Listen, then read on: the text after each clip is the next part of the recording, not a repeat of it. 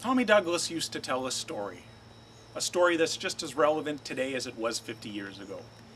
It's the story of a place called Mouseland. Mouseland was a place where all the little mice lived and played, and they were born and they died in Mouseland. And they lived in much the same way as you and I do. They even had a parliament. And every 4 years they had an election. They used to walk into the polls to cast their ballots. Some of them even got a ride to the polls, and got a ride for the next 4 years afterwards, just like you and me. And every time on election day, those little mice used to go into the ballot box, and they used to elect a government. A government made up of big, fat, black cats. Now, if you think it's strange that mice should elect a government made of cats, you just have to look at the history of Canada for the last 140 years, and maybe you'll see that they weren't any stupider than we are. Now, I'm not saying anything against the cats. They were nice fellows. They conducted their government with dignity. They passed good laws. Well, laws, that is, that were good for cats. But these laws that are good for cats weren't so good for the mice. One law said that the mouse hole had to be big enough so that the cat could get his paw inside.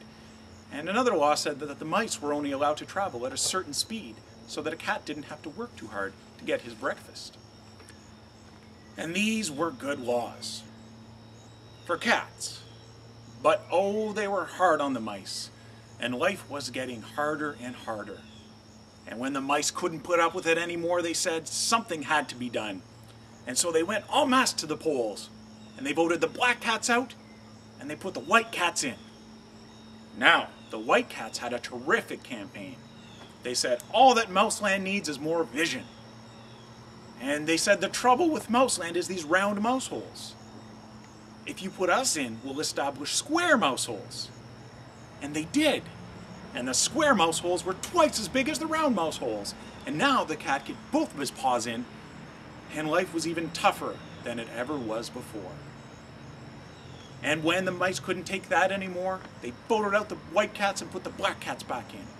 And then they went back to the white cats, and then the black cats. And they even tried half black cats and half white cats. And they called that the coalition. They even got a government made up of cats with spots on them. They were cats that tried to make noise like a mouse, but ate like a cat. You see, my friends, the trouble wasn't with the color of the cat.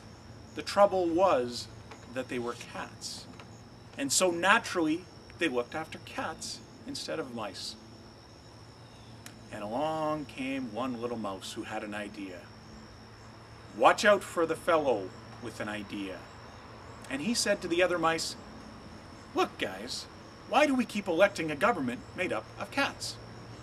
Why don't we elect a government made up of mice?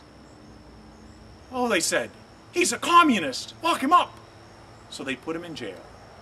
But I want to remind you that you can lock up a mouse or a man, but you can't lock up an idea.